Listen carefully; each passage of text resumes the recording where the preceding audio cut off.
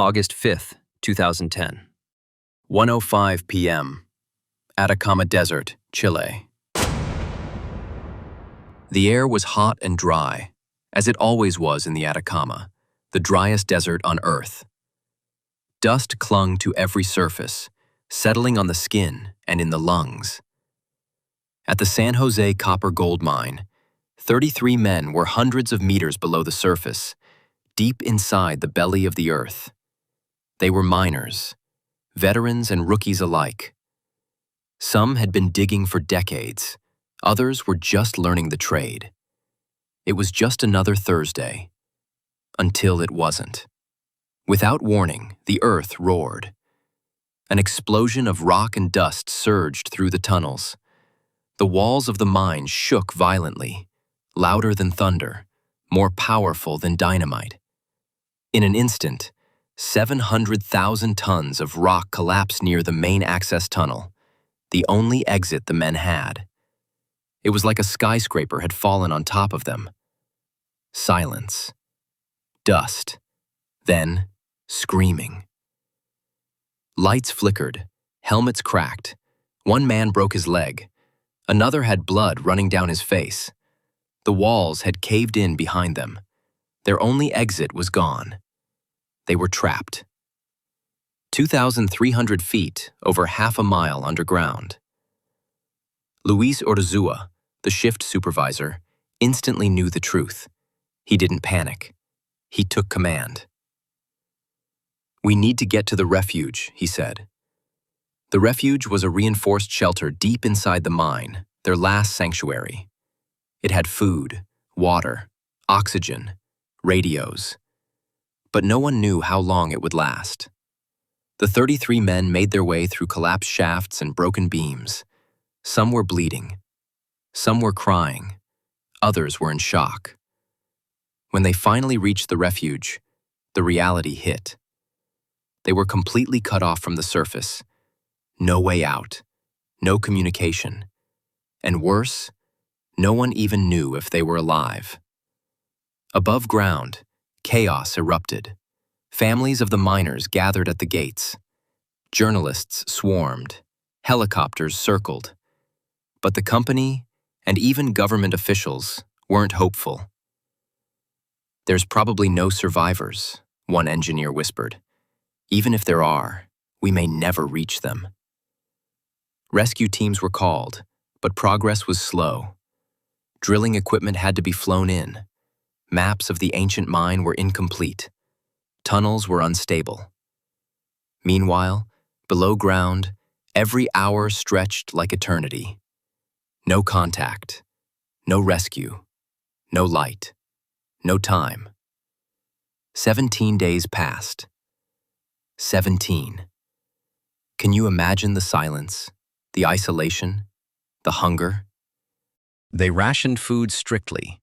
1 spoon of tuna, a few crackers, and half a glass of milk. Per person, per day.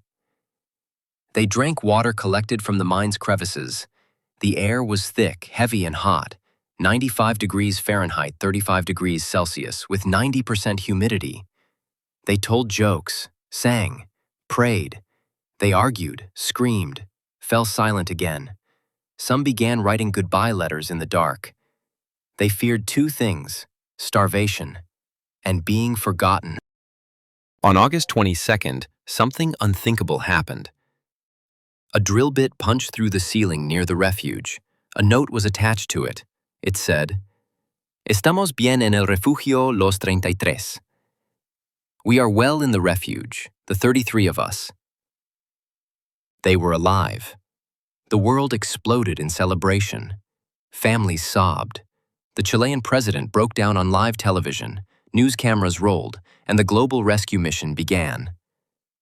But survival was still not guaranteed.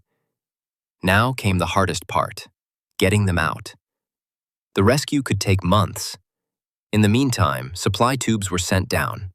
Called palomas, Spanish for doves, they carried water, food, medicine, letters, and tiny cameras. The miners were given high-calorie gels and vitamins. Doctors worried about refeeding syndrome, a dangerous condition caused by sudden nutrition after starvation. They received videos from family. They sent back video diaries. They began exercising daily to stay fit enough for the eventual rescue.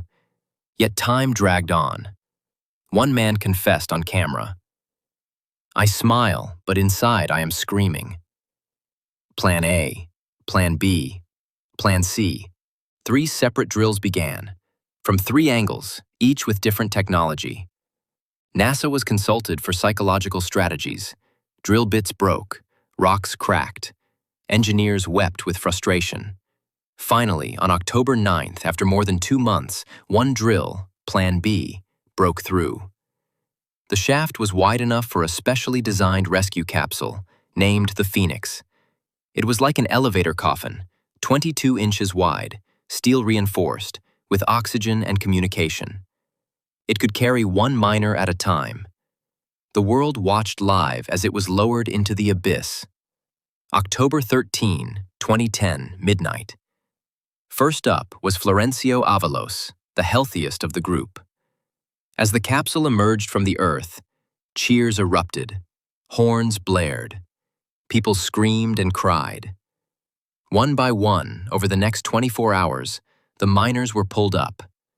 Each man emerged blinking, crying, hugging. Some knelt and prayed. Some punched the sky. Some couldn't speak at all. All 33 survived. After 69 days, more than 1 billion people watched worldwide. From Barack Obama to Queen Elizabeth, the world sent messages. Hollywood bought the story rights. Books were written. Movies were made. But not all was perfect. Some miners suffered PTSD. Others were never paid by the mine company. Some had marriages collapse. Others became motivational speakers. Their lives had changed. Forever. But what endured was this: human resilience, leadership under pressure, and the unbreakable bond formed 2,300 feet below the earth. Luis Urzua, the shift leader, said, "We were 33 men with one heart. When one cried, we all cried. When one fought, we all fought. And when the world left them behind, they fought together to survive."